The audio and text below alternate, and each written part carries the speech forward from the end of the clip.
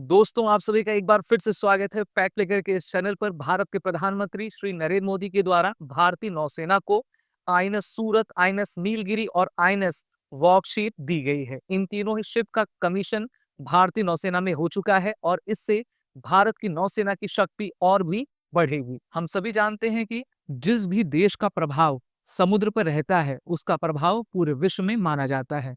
और इसी कोड के साथ जो है भारतीय नौसेना ने अपने 3 नए शिप्स को 15 जनवरी 2025 को इंक्लूड कर लिया है। 15 जनवरी को इंडियन आर्मी डे भी मनाया जाता है और इसी उपलक्ष्य में भारत के प्रधानमंत्री श्री नरेंद्र मोदी और भारत के रक्षा मंत्री राजनाथ सिंह के द्वारा इन माइटी शिप्स को इंडियन नेवी को दिया गया है, जिससे कि इंडियन नेवी की शक्ति इंडियन ओशन में और भी बढ़ेगी और हम एक मैरीटाइम पावर बन सकेंगे। आप सभी जानते हो कि अगर हमें ट्रेड को सिक्योर करना है और अपनी शक्ति को लगातार बढ़ाते रहना है, तो हमको अपनी नेवी को बेहतर बनाना होगा। भारतीय नौसेना ने 2047 तक अपने आप को फुली इंडियनाइज्ड बनाने का लक्ष्य रखा हुआ है और उसी के लक्ष्य की प्राप्ति के लिए ये 3 शिप्स भारत में ही भारतीय कंपनियों के द्वारा बनाए गए हैं। इंडियन नेवी 3 इंपॉर्टेंट प्रोजेक्ट्स को चला रही है, जिसमें प्रोजेक्ट 15B, प्रोजेक्ट 17A और प्रोजेक्ट 75 है। प्रोजेक्ट 15B को हम विशाखापत्तनम क्लास के डिस्ट्रॉयर्स कहा करते हैं और इस प्रोजेक्ट के तहत डिस्ट्रॉयर्स को बनाया जा रहा था और इसमें जो आखिरी डिस्ट्रॉयर थी जिसका नाम आईएनएस सूरत था, अब इसको कमीशन कर लिया गया है। तो इस प्रकार से हम कह सकते हैं कि प्रोजेक्ट 15B, जिसमें बी स्टैंड फॉर ब्रावो है, उसको कंप्लीट कर लिया गया है। इसमें टोटल 4 शिप्स बनाई गई हैं, जिसमें INS Visakhapatnam, INS Mormugao, INS Imphal और आईएनएस सूरत शामिल हैं। आईएनएस सूरत इसकी चौथी शिप थी जिसको अभी कमीशन कर लिया गया है। अब इससे इंडियन नेवी की रिस्पॉन्सिबिलिटी जो हमारा कोस्टल लाइन 11,098 किलोमीटर का है, वहां पर बढ़ भी जाएगी। साथ ही साथ हमको काफी सुविधा मिलेगी कि हम अपने एक्सक्लूसिव इकोनॉमिक जोन में अपनी प्रेजेंस बना सकेंगे और जियोपॉलिटिकल सिनेरियो में सिक्योरिटी प्रोवाइड कर सकेंगे। दोस्तों, ये भी जान लेना काफी जरूरी है कि डिस्ट्रॉयर्स क्या होते हैं। डिस्ट्रॉयर्स ऐसी शिप्स होती हैं कि जो एयरक्राफ्ट कैरियर के साथ लगातार चलती हैं और उनको प्रोटेक्शन दिया करती हैं, यानी कि the destroyers come next to an aircraft carrier in terms of their reach and endurance. ये काफी पावरफुल रहती हैं। इसमें surface to air missile, surface to surface missile, medium range missiles लगा करती हैं। इसमें ब्रह्मोस मिसाइल और बराक मिसाइल भी लगाया जाता है, जो कि भारतीय नौसेना की सामुद्रिक क्षमता को और भी बढ़ाती है। इसमें सभी तरीके के torpedoes, anti submarine indigenous rocket launchers, 76 mm की सुपर रैपिड गन माउंट की गई है, जिससे कि भारतीय नौसेना दुश्मन पर काफी तेजी से प्रहार कर सके और युद्ध में विजय को प्राप्त कर पाए।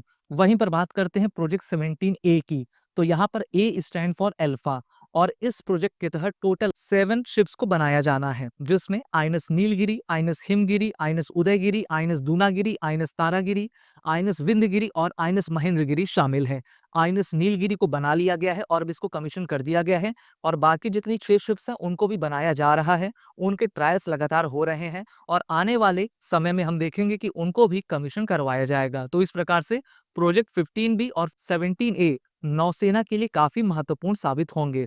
फ्रिगेट्स वो होती हैं जो कि डिस्ट्रॉयर्स के बाद आती हैं और इनके पास भी वो कैपेबिलिटी रहती है जिससे कि दुश्मन के ऊपर प्रहार आपकी कर पाएं। प्रोजेक्ट 17A नीलगिरी क्लास की फ्रिगेट्स हैं, जिनको बनाने में टोटल 45,000 करोड़ रुपीस का कॉस्ट आ रहा है और इन सभी शिप्स को भारतीय कंपनियों के द्वारा बनाया जा रहा है, जिसमें सबसे बड़ी भूमिका MDL मझगांव डॉक लिमिटेड आपकी निभा रही है। प्रोजेक्ट 17A फ्रिगेट्स की स्पेसिफिकेशंस देखें तो ये 149 मीटर लॉन्ग, 17.8 मीटर वाइड होती हैं। इसमें मैन डीजल 12V28 के इंजन्स को लगाया जाता है, जो कि 6000 किलोवाट के पावर को आपका प्रोवाइड करते हैं और मैक्सिमम पावर इनका 25,060 किलोवाट का 2 general electric LM2500 marine gas engine से आपके आते हैं। हमारे दोनों ही फ्रिगेट्स, जो प्रोजेक्ट 17A के फ्रिगेट्स और प्रोजेक्ट 15B के destroyers, 2 medium size helicopter HAL ध्रुव और सी किंग के आपके एकोमोडेट कर सकते हैं और इनके पास ऐसी युद्धक क्षमता है जिसमें ये 32 Barak missile, 8 BrahMos surface to air missile के साथ इक्विप्ड होते हैं और वर्टिकल लॉन्च करने में पूरी तरीके से सक्षम रहते हैं। दोस्तों, इंडियन ओशन रीजन हमारे लिए काफी इंपॉर्टेंट है, इसलिए इन सभी शिप्स की इंपॉर्टेंस काफी बढ़ जाती है। 95% भारत का जो ट्रेड रहता है इन टर्म्स ऑफ वॉल्यूम इन सभी रीजन से आपका होकर जाता है। इस कारण से हमें अपने जितने भी मर्चेंट वेसल्स होते हैं उनकी भी सिक्योरिटी करनी है। अगर आप अरबियन सी की तरफ देखोगे तो वहां पर पायरेट्स एक्टिविटी हूतीस के द्वारा लगातार अटैक किया जाता है, तो इसलिए हमें अपने सामान को भी बचाना है और इसमें सबसे बड़ी महत्वपूर्ण भूमिका भारतीय नौसेना और भारतीय तटरक्षक बल के द्वारा दिया जाता है। ईयर 2025 को मिनिस्ट्री ऑफ डिफेंस ने ईयर ऑफ रिफॉर्म्स के थीम के साथ डिक्लेरेशन दी है, जिसके तहत हम अपने सभी ट्राई सर्विसेज को जो है रिफॉर्म कर सकें, जिससे कि उनका ट्रांसफॉर्मेशन हो पाए और हम एक इंटीग्रेटेड वे के साथ आगे बढ़ सकें। आगे आपको जल्द ही हमारे आर्म फोर्सेस में इंटीग्रेटेड थिएटर कमांड्स देखने को प्राप्त होंगे, जिसमें हमारी तीनों ही सेनाओं का एक इंटीग्रेशन रहेगा। दोस्तों, जब ये शिप्स आपकी लॉन्च हो रही थी तो प्रधानमंत्री नरेंद्र मोदी ने अपने भाषण में कहा कि मेक इन इंडिया इनिशिएटिव के साथ भारत की मझगांव डॉक शिपबिल्डर्स लिमिटेड के द्वारा क्रूशल रोल अपनाया जा रहा है। और अगर हम पिछले एक साल की बात करें तो इंडियन नेवी को टोटल 33 शिप्स मिली हैं, जिसमें 7 सबमरीन्स रही हैं। 39 out of 40 naval vessels being built in the Indian shipyard, जिनको जल्द ही इंक्लूड किया जाएगा। अभी हाल ही में 2022 में भारत के द्वारा अपना पहला एयरक्राफ्ट कैरियर आईएनएस विक्रांत को भी बनाया गया था और रक्षा मंत्री ने पहले से कहकर रखा है कि आने वाले समय में भारत के पास लगभग 5 से 6 एयरक्राफ्ट कैरियर होंगे, जो कि Arabian Sea, Bay of Bengal और इंडियन ओशन में अपनी सार्थकता और शक्ति को दिखाएंगे। दोस्तों, पिछले ही साल भारत के द्वारा न्यूक्लियर सबमरीन्स आईएनएस अरिहंत और आईएनएस अरिघात को कमीशन कर लिया गया है और जल्द ही 2025 में भी हमारी नौसेना को एक नई सबमरीन प्राप्त होगी। इस तरीके से भारत नौसेना की शक्ति को लगातार बढ़ाते जा रहा है, जिससे कि हम अपने मेक इन इंडिया कैंपेन को आगे बढ़ा पाएं और मेक इंडिया ग्रेट अगेन के साथ भारत को नई ऊंचाइयों के साथ पहुंचाते चले जाएं। भारत के द्वारा सागर इनिशिएटिव को भी लॉन्च किया गया है, जिसका फुल फॉर्म है security and growth for all in the region, जिससे कि इंडियन ओशन रीजन में टोटल जो 23 कंट्रीज आती हैं उनको हम प्रमोट कर सकें, उनके साथ कोलैबोरेट कर सकें, अपने ट्रेड और डिफेंस टाइज को बढ़ा सकें। और इसमें भारतीय नौसेना का रोल काफी इंपॉर्टेंट हो जाता है।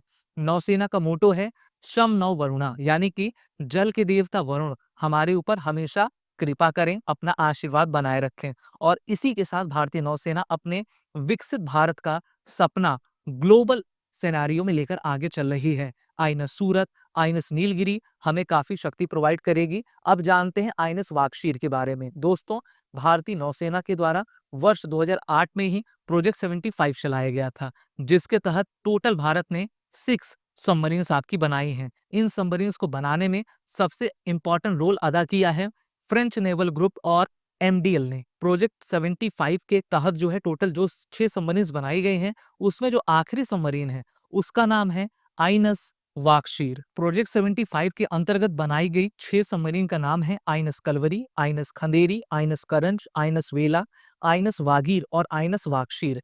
और आईएनएस वागशीर को 15 जनवरी 2025 को कमीशन कर लिया गया है। तो इस प्रकार से हम कह सकते हैं कि प्रोजेक्ट 75 कंप्लीट हो गया है। लेकिन भारत सरकार यहां तक नहीं रुक रही है।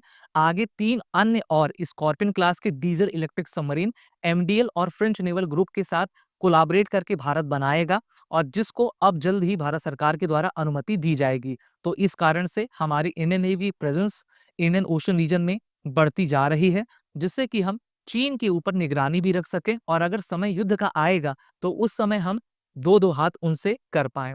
वो कहा जाता है ना, all wars will be settled by sea power. जो समुद्र में जितना शक्तिशाली है उसकी ही सत्ता आपकी हमेशा रहा करती है। तो इस कारण से भारतीय नौसेना और भारत की सरकार एक साथ मिलकर अपनी नौसैनिक पावर को बढ़ाते जा रहे हैं और सी में जितनी हम एक्टिविटी अपनी स्ट्रांग करेंगे उतने ही दुश्मन के ऊपर हम अपने पोजीशन को रख सकेंगे। आप सभी जानते हो कि चाइना अपने बेल्ट रोड इनिशिएटिव के साथ आगे बढ़ रहा है और जो भारत के पड़ोसी छोटे छोटे देश हैं जैसे कि मालदीव्स, नेपाल, श्रीलंका, यहाँ पर बीआरआई इनिशिएटिव के तहत वो भारत को अपने स्ट्रिंग ऑफ पर्ल्स के जाल में फंसाने की कोशिश कर रहा है। लेकिन भारत के द्वारा डायमंड ऑफ पर्ल्स की पॉलिसी अपनाई जाती है, जिसके तहत हम अपने सभी पड़ोसियों के साथ अच्छे संबंध बनाएं, उनको एड भी प्रोवाइड करें, साथ ही साथ अपने आर्मी, नेवी, एयरफोर्स को भी लगातार शक्तिशाली बनाते जाएं। दोस्तों, ये भी बात सही है कि अगर हम वर्ल्ड में सुपर पावर्स देखें तो उसमें चीन, अमेरिका और रशिया को हम रख सकते हैं। चाइना की जो नेवी है सबसे स्ट्रॉन्गेस्ट नेवी है, सबसे बड़ी नेवी है, लेकिन उनके जितने भी इक्विपमेंट्स रहा करते हैं वो लगातार फेल हो रहे हैं।